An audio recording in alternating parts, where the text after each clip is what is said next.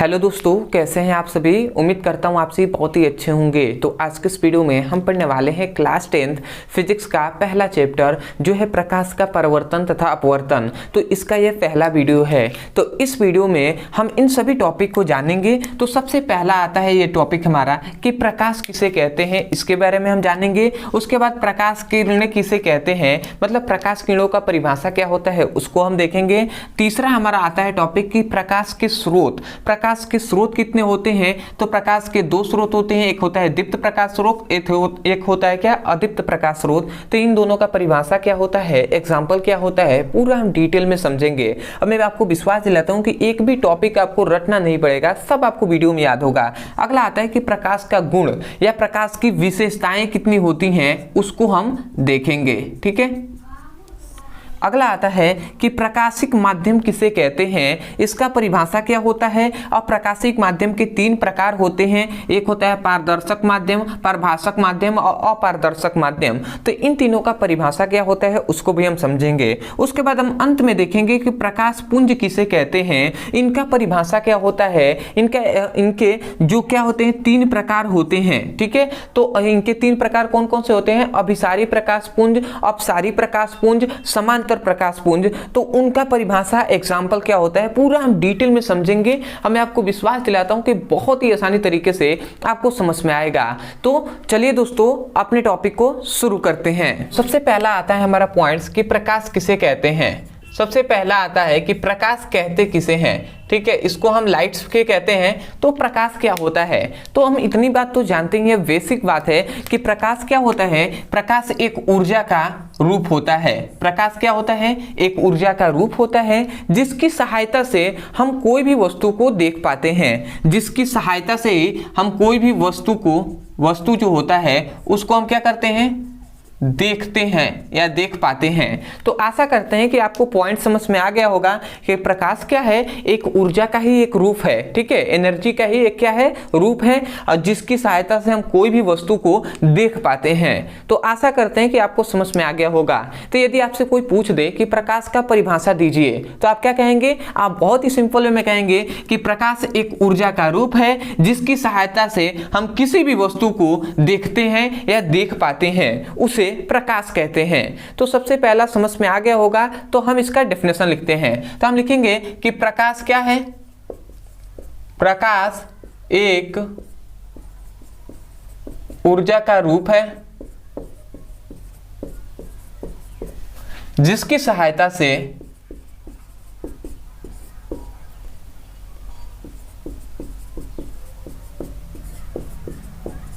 हम किसी भी वस्तु को देखते हैं, किसी भी वस्तु को देख पाते हैं, उसे क्या कहते हैं भैया, प्रकाश कहते हैं।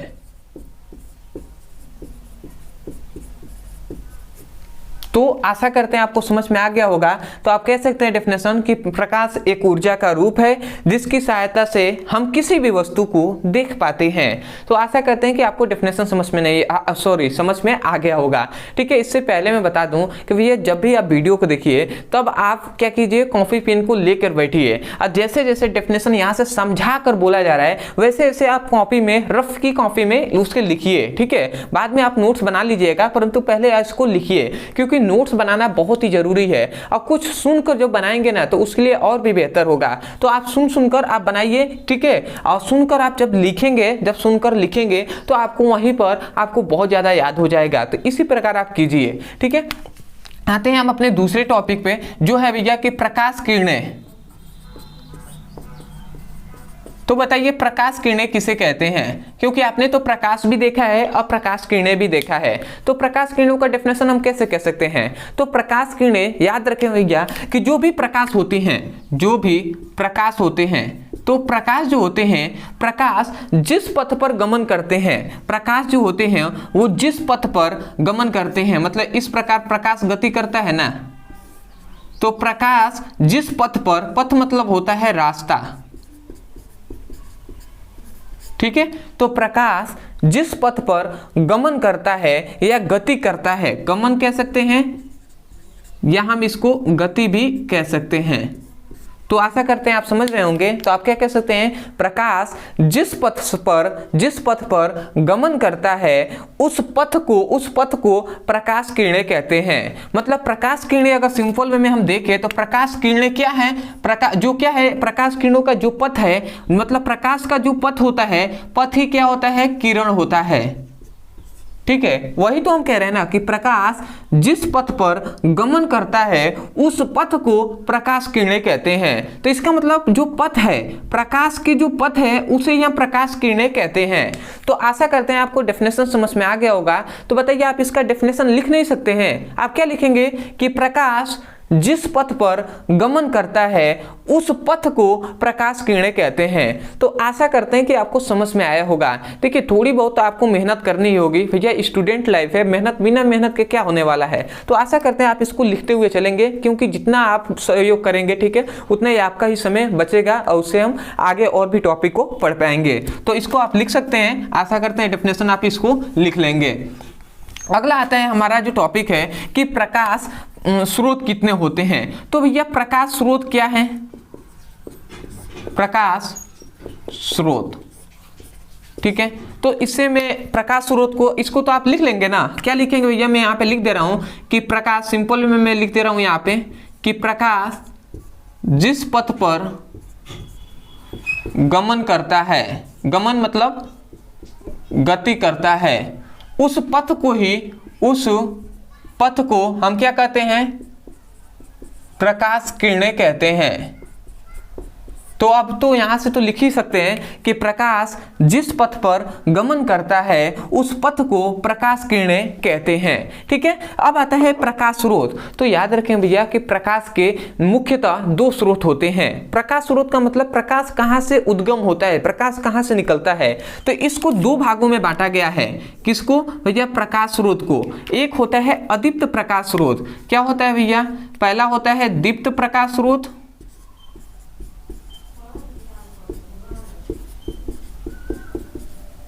और दूसरा क्या होता है, दूसरा इसके जस्ट अपोजिट होता है अदीप्त प्रकाश स्रोत।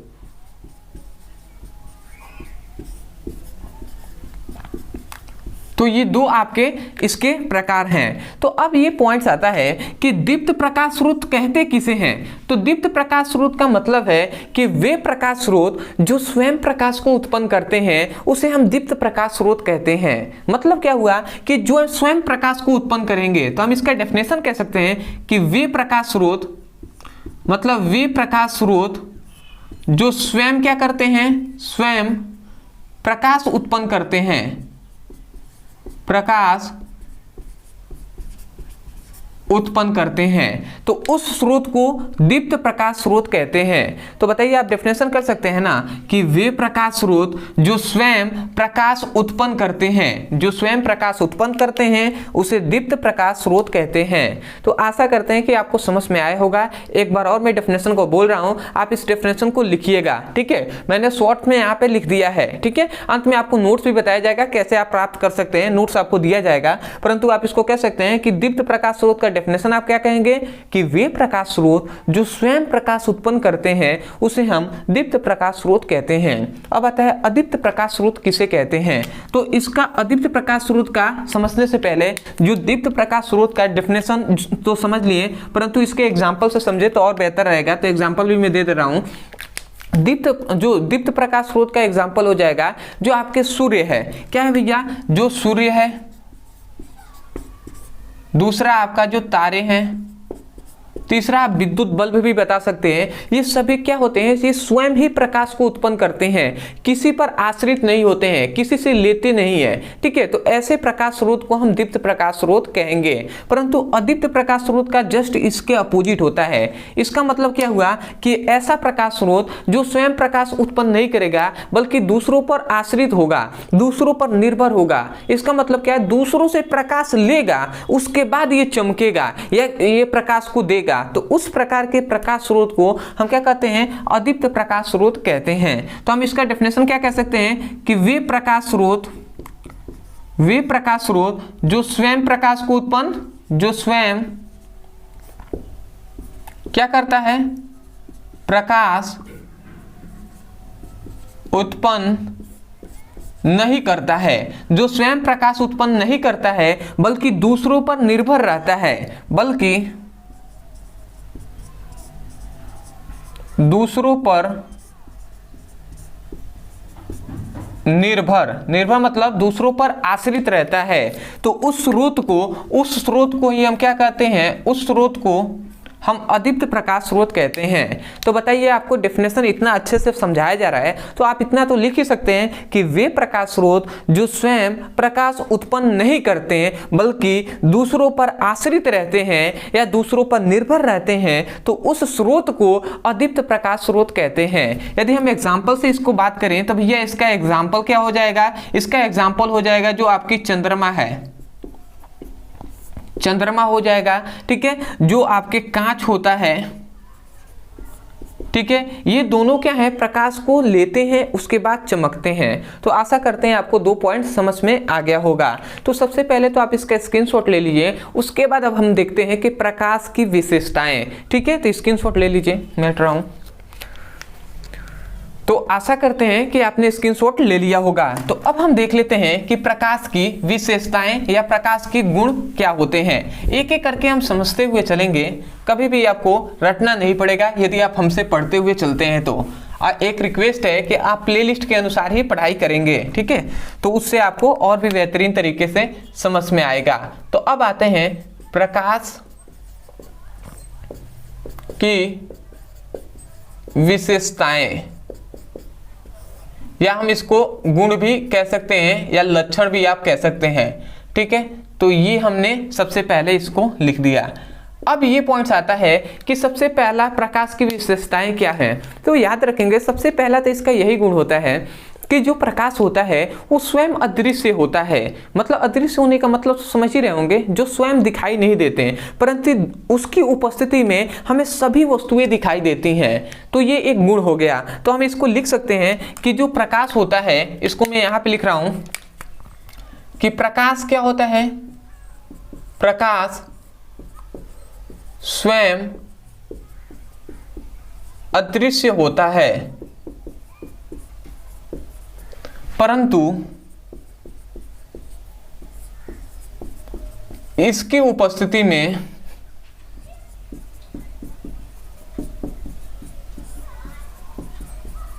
हमें कोई भी वस्तु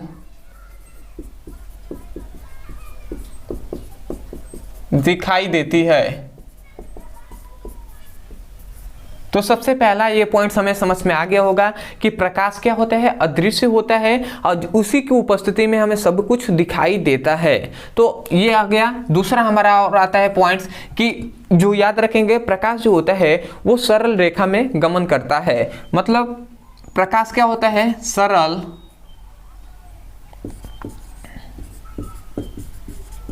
रेखा में गमन मतलब गति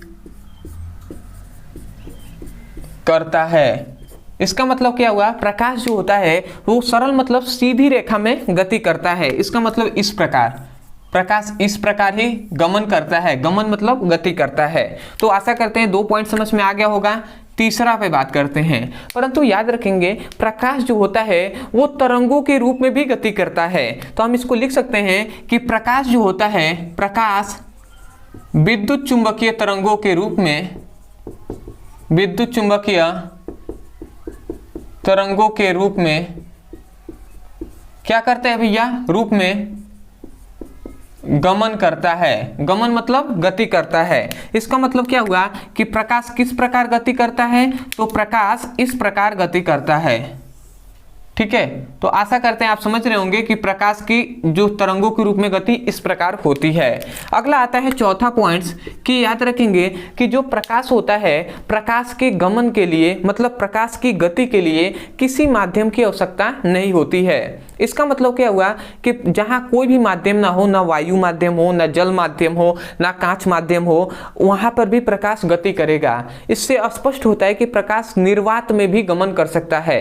ठीक है, तो हम इसको लिख सकते हैं कि प्रकाश जो होता है, प्रकाश के गति के लिए या गमन के लिए किसी माध्यम की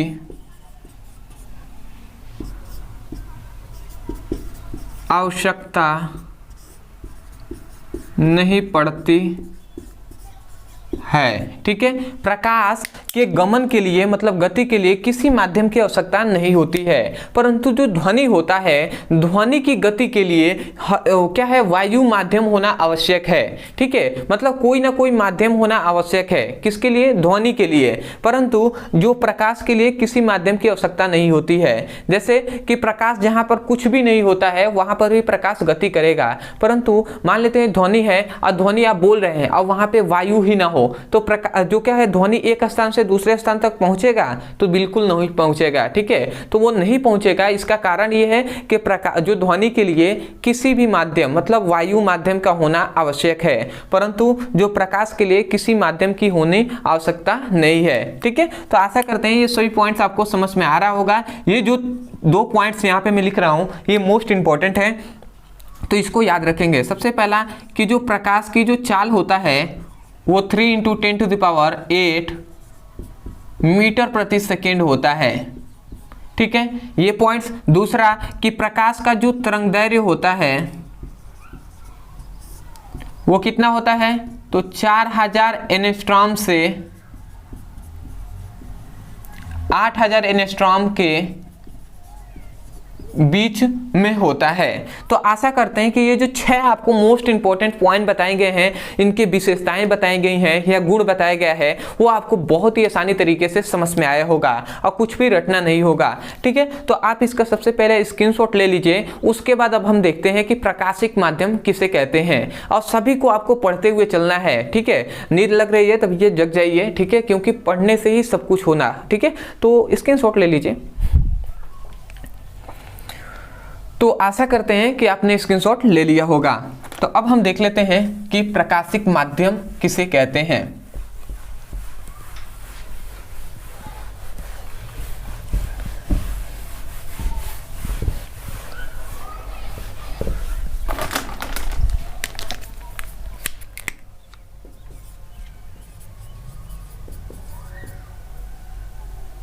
प्रकाशिक माध्यम,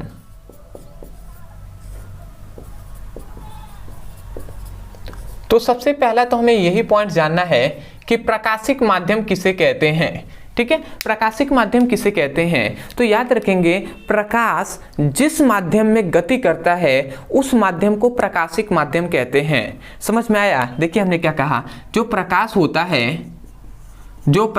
है, प्रकाश जिस माध्यम में, अब माध्यम तो बहुत सारे हो सकते हैं, जैसे एग्जाम्पल में वायु माध्यम है, जल माध्यम है, कांच माध्यम है, तो इसी प्रकार प्रकाश जिस माध्यम में क्या करता है, गति करता है, या गमन भी हम लिख सकते हैं, गमन या गति करता है, उस माध्यम को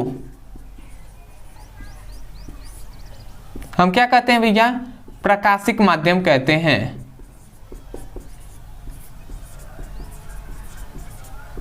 ठीक है, तो आशा करते हैं आप समझ रहे होंगे कि प्रकाश, जो प्रकाश है वो जिस माध्यम में गमन करता है या गति करता है उस माध्यम को ही हम क्या कहते हैं भैया, प्रकाशिक माध्यम कहते हैं। तो बताइए आपको समझ में आया होगा कि प्रकाश जैसे वायु माध्यम में गति कर रहा है तो उसी माध्यम को हम क्या कहेंगे, प्रकाशिक माध्यम कहेंगे। तो हम डेफिनेशन कैसे कह सकते हैं, परिभाषा ही तो कोई भी हमसे पूछता है ना, तो हम कह सकते हैं कि प्रकाश जिस माध्यम से गमन करता है, मतलब प्रकाश जिस माध्यम में गमन करता है उस माध्यम को प्रकाशिक माध्यम कहते हैं। तो बताइए आपको डेफिनेशन रटने की जरूरत पड़ी नहीं ना, कभी भी नहीं रटिएगा। ठीक है, तो इसको डेफिनेशन आप लिख सकते हैं। तो चलिए मैं लिख दे रहा हूं, कोशिश कीजिए जरूर आप यहीं से सुनकर लिखने को, और अभी आप लिखिए। ठीक है, मैं लिख रहा हूं तो आपको यहां से नहीं, आपको स्वयं लिखना है इस तरीके से।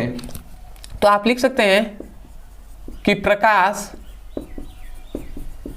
जिस माध्यम से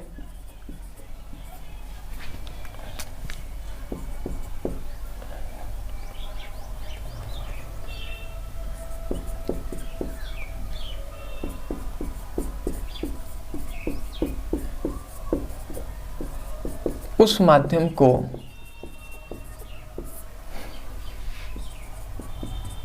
प्रकाशिक माध्यम कहते हैं।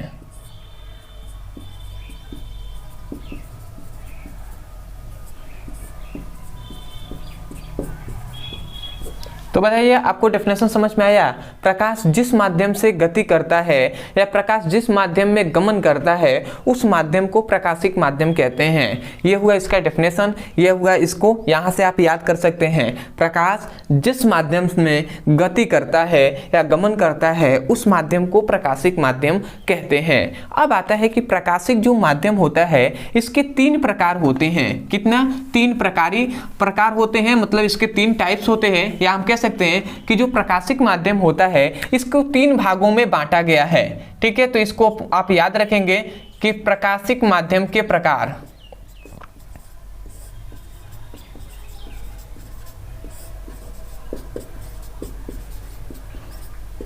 ठीक है, तो प्रकाशिक माध्यम के कितने प्रकार होते हैं? 3 प्रकार होते हैं। तो सबसे पहला कौन कौन सा प्रकार होता है उसको हम देखते हुए चलते हैं। तो सबसे पहला आपका जो क्या होता है, जो इसका प्रकार होता है वो है पारदर्शक माध्यम।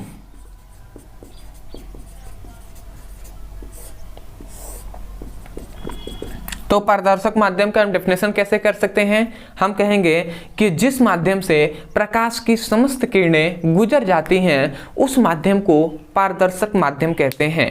मतलब क्या हुआ कि मान लेते हैं कोई भी, मतलब ये प्रकाश किरणें हैं, ठीक है, तो हम ये कह रहे हैं कि यहाँ पे मान लेते हैं कोई माध्यम है, ये कोई माध्यम है। आपको थोड़ा सा समझना है, मैं फिगर इसलिए बनाता हूँ, ठीक है, ये किताब में नहीं दिए हैं परंतु फिगर इसलिए बनाता हूँ कि आपको ध्यान से समझ में आए, ठीक है, क्योंकि फिगर से बहुत जल्दी समझ में आता है। तो मान लेते हैं ये प्रकाश किरणें जा रही हैं, ये कोई माध्यम है, ठीक है, तो यहाँ पे ये बताया गया कि ऐसा माध्यम, मतलब ऐसा माध्यम, ये क्या है? कोई माध्यम है, ये क्या है? प्रकाश किरणें हैं। तो हम यही कह रहे हैं कि ऐसा माध्यम जिसमें प्रकाश किरणें क्या करती हैं भैया? प्रकाश किरणें मतलब समस्त प्रकाश किरणें, ये जो भी सभी क्या है, सभी को हम कह सकते हैं समस्त। तो हम यही कह रहे हैं कि ऐसा माध्यम जिसमें प्रकाश की समस्त किरणें या सभी किरणें क्या होती है? आर पार निकल जाती है, मतलब गुजर जाती है, गुजर जाती है। तो उस माध्यम को ही हम क्या कहते हैं भैया? जो क्या होता है? पारदर्शक माध्यम कहते हैं। मतलब इससे क्या होगा? प्रकाश किरणें क्या होंगी? बिना विचलित हुए क्या हो जाएंगी? बाहर निकल जाएंगी, मतलब गुजर कर बाहर निकल जाएंगी। ठीक है, मतलब जिस प्रकार ये इधर चल रही थी उसी प्रकार माध्यम में भी गति करेंगी, तो उस माध्यम को हम पारदर्शक माध्यम कहते हैं। तो आशा करते हैं आपको समझ में तो आया, डेफिनेशन नहीं समझ में आया होगा परंतु इस प्रकार समझ में आया ना कि कोई भी माध्यम हो उससे प्रकाश किरणें गुजर जाएंगी तो उस माध्यम को पारदर्शक माध्यम कहेंगे। तो हम इसका डेफिनेशन कैसे कर सकते हैं? हम इसका परिभाषा ऐसे कर सकते हैं, कहेंगे कि ऐसा माध्यम जिसमें प्रकाश की समस्त किरणें क्या होती हैं? गुजर जाती हैं या आर पार निकल जाती हैं, तो उस माध्यम को पारदर्शक माध्यम कहते हैं। तो बताइए, अब यहाँ पे मैं डेफिनेशन बोल रहा हूँ, आप ध्यान से सुनिए, इसे नोट्स में लिखिए। आप क्या लिखेंगे कि ऐसा माध्यम जिसमें प्रकाश की समस्त किरणें आर पार निकल जाती हैं या गुजर जाती हैं तो उस माध्यम को पारदर्शक माध्यम कहते हैं। तो आशा करते हैं आप डेफिनेशन लिख लिए होंगे। तो अब आते हैं हम दूसरे पर, ठीक है, जैसे कि आप इसका एग्जांपल दे सकते हैं कि वायु जो माध्यम होता है उसमें प्रकाश की समस्त किरणें आर पार निकल जाती हैं। ठीक है, तो आप इसका लिख सकते हैं ना। दूसरा आता है कि जो क्या होता है? पारभाषक माध्यम।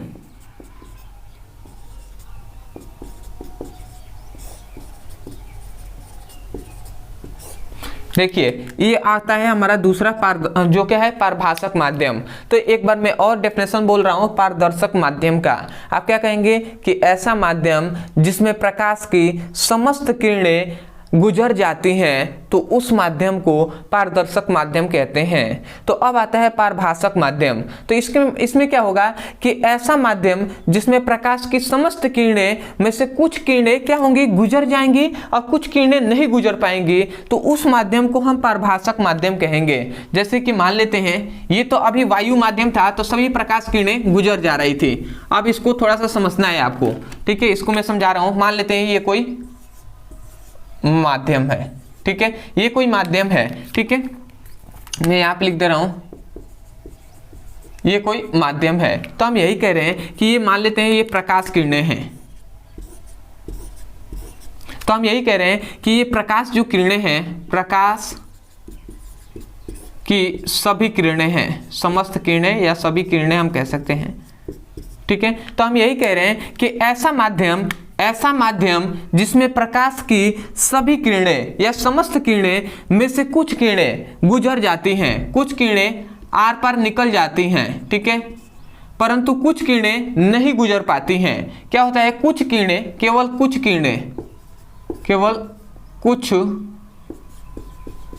किरणें क्या होती हैं,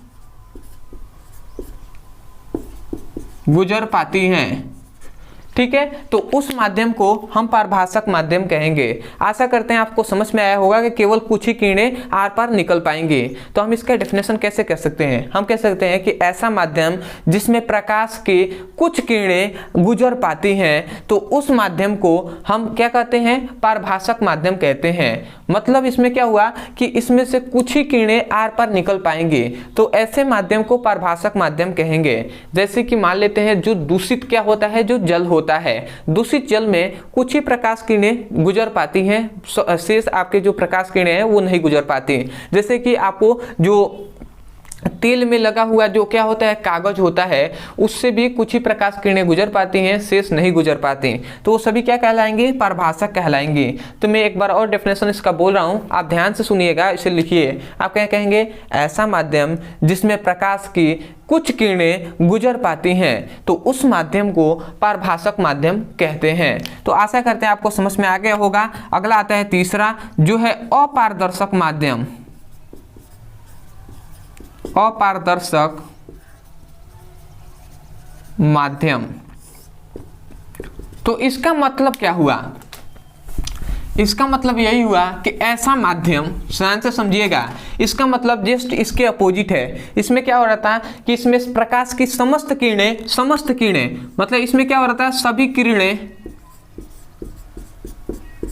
गुजर जा रही थी, ठीक है, समस्त किरणें क्या हो रही थी, गुजर जा रही थी, परंतु इसमें क्या हुआ, इसमें केवल कुछ किरणें गुजर जा रही थी, कुछ किरणें क्या हो रही थी, गुजर जा रही थी, परंतु इसमें क्या होगा, इसमें कोई भी किरणें गुजरेंगी ही नहीं, मतलब एक भी किरणें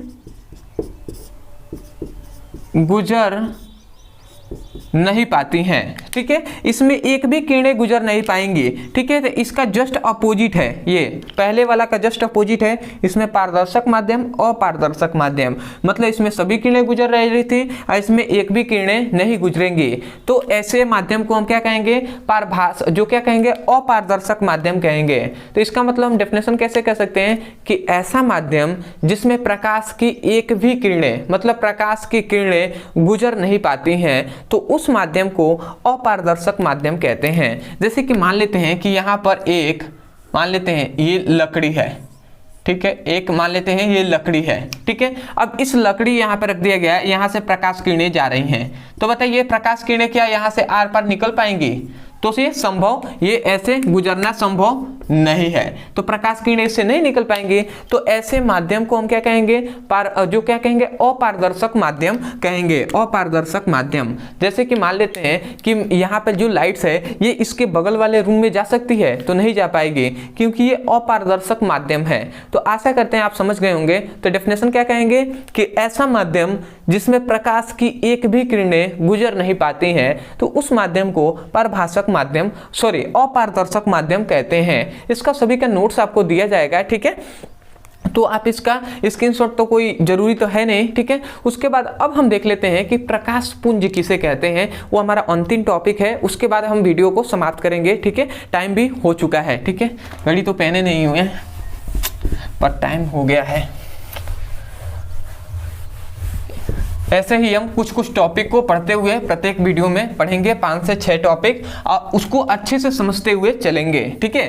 कभी भी आपको डेफिनेशन रटना नहीं है, मैं कोई भी रटवा नहीं रहा हूँ, आपको समझा रहा हूँ, क्योंकि समझाना मेरा काम है, उसको नोट्स बनाना आपका काम है। यदि आप नोट्स नहीं बना पाएंगे तो मैं अंत में बताऊंगा कि कैसे आप नोट्स को पा सकते हैं। तो ये छठा है, जो छठा टॉपिक हमारा क्या है, प्रकाश पुंज।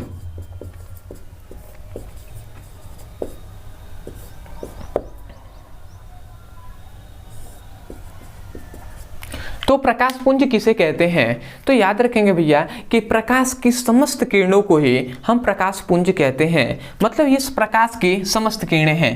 देखिए एक भी चीज रटने वाला नहीं है, ठीक है। तो ये सभी प्रकाश की समस्त किरणें हैं। तो मैं यही कह रहा हूं कि प्रकाश की समस्त किरणों के समूह को क्या कह रहे हैं, इसमें समूह जुड़ रहा है कि मतलब प्रकाश की समस्त किरणों के समूह को हम प्रकाश पुंज कहते हैं। तो बताइए कुछ रटने वाला है, ये तो समझ में आ गया ना। तो आप इसका डेफिनेशन नहीं लिख सकते हैं कि प्रकाश के समस्त किरणों के समूह को, मतलब सभी किरणों के समूह को ही हम प्रकाश पुंज कहते हैं। तो मैं इसका डेफिनेशन यहाँ पे लिखते रहा हूं, ठीक है। आप लिखेंगे प्रकाश के समस्त किरणों के समूह को प्रकाश पुंज कहते हैं।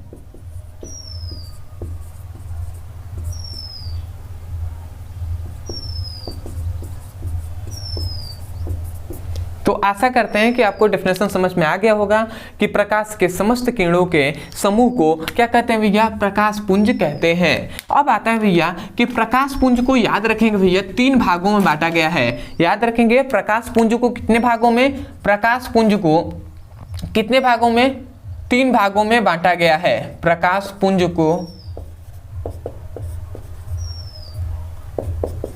पुंज के प्रकार भी हम कह सकते हैं। तो प्रकाश पुंज को कितने भागों में, 3 भागों में बांटा गया है। अब वो 3 भाग कौन कौन से हैं, तो पहला आता है जो है समांतर प्रकाश पुंज, पहला है अभिसारी प्रकाश पुंज, अभिसारी प्रकाश पुंज। तो सबसे पहला आता है कि अभिसारी प्रकाश पुंज किसे कहते हैं। तो बहुत ही सिंपल है, इसमें यह बताया जाता है कि ऐसे प्रकाश पुंज, ध्यान से समझिएगा, फिगर से ही मैं आपको बता रहा हूं, यहीं से आपको समझ में आएगा। ये कोई बिंदु है, तो यहाँ पे क्या हो रहा है, ये प्रकाश किरणें हैं। तो ये सभी प्रकाश जो किरणें हैं वो एक ही बिंदु पर मिल रही हैं। ध्यान से समझिएगा, ये जो सभी प्रकाश किरणें हैं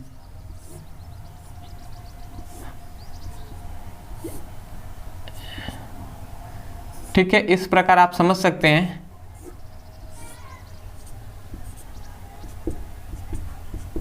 ठीक है, तो ये क्या हुआ, यहां पे एक बिंदु है। अब इसी बिंदु पर प्रकाश किरणें, मतलब प्रकाश के समस्त किरणें इस बिंदु पर मिल रही हैं। तो इस प्रकार को हम क्या कहेंगे, इस तरीके के प्रकाश पुंज को अभिसारी प्रकाश पुंज कहेंगे। मतलब हम कह सकते हैं कि प्रकाश की समस्त किरणें जिस बिंदु पर मिलती हैं उस बिंदु को अभिसारी प्रकाश पुंज कहते हैं। समझ में आया, ये है प्रकाश पुंज, सॉरी प्रकाश किरणें है ना, प्रकाश किरणों का समूह है, प्रकाश किरणों का समूह है। तो समझ में आ रहा होगा, हमने क्या कहा कि हमने यही कहा कि प्रकाश की समस्त किरणें जिस बिंदु पर मिलती हैं उस बिंदु को क्या कहते हैं, अभिसारी प्रकाश पुंज कहते हैं। या हम ऐसे भी कह सकते हैं कि वह बिंदु जिस पर प्रकाश की समस्त किरणें या प्रकाश के समस्त किरणों का समूह, मतलब हम ऐसे सिंपल में कह सकते हैं कि वह बिंदु जिस पर प्रकाश के समस्त किरणें मिलती हैं उस बिंदु को हम अभिसारी प्रकाश पुंज कहते हैं। तो बताइए कुछ भी रटने वाला तो है नहीं। देखिए मुझे मुझे डेफिनेशन याद नहीं है परंतु मैं जानता हूं कि इसको डेफिनेशन कैसे करना है, इस प्रकार समझ कर इसको डेफिनेशन कीजिए। आप कह सकते हैं कि प्रकाश के समस्त किरणें जिस बिंदु पर मिलती हैं, आप दो तरीके से उसको कह सकते हैं कि प्रकाश की समस्त किरणें जिस बिंदु पर मिलती हैं उस बिंदु को अभिसारी प्रकाश पुंज कहते हैं। या आप ये भी कह सकते हैं कि वह बिंदु जिस पर प्रकाश की समस्त किरणें मिलती हैं उस बिंदु को अभिसारी प्रकाश पुंज कहते हैं। तो बताइए डेफिनेशन समझ में आया ना। जैसे कि इसका एग्जाम्पल आप दे सकते हैं, आप दे सकते हैं किसको, जैसे इसका एग्जाम्पल हम दे सकते हैं क्या, हाँ, जैसे मान लेते हैं जो लेजर लाइट होता है उसका जो प्रकाश किरणें जाती हैं तो वो क्या होता है, जिस बिंदु से निकलती हैं, ठीक है। तो जैसे कि मान लेते हैं कहीं भी हमें देखना होता है तो लेजर लाइट का प्रयोग करते हैं, वो वहीं पर एक क्या करता है, एकत्रित करता है प्रकाश किरणों को, तो वो क्या हो जाएगा, वो इसका एग्जाम्पल हो जाएगा अभिसारी का, ठीक है। दूसरा आता है कि अपसारी प्रकाश पुंज।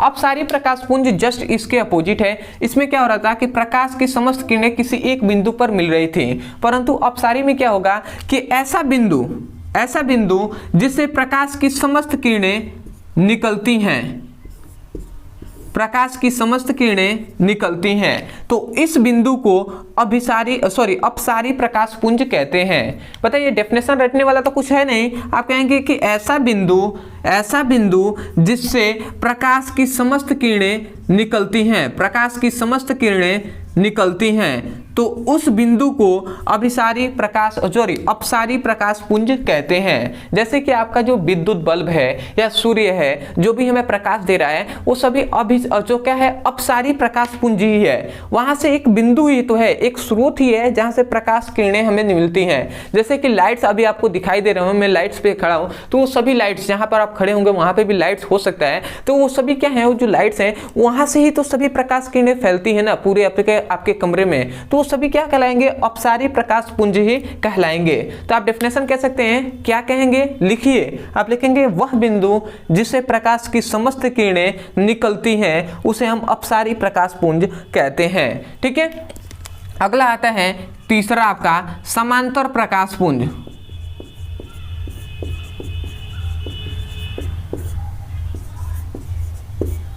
अब इसको तो आपको कौन भी समझ सकता है। समांतर प्रकाश पुंज मतलब ऐसा प्रकाश पुंज जो क्या होता है, एक दूसरे के समांतर होते हैं।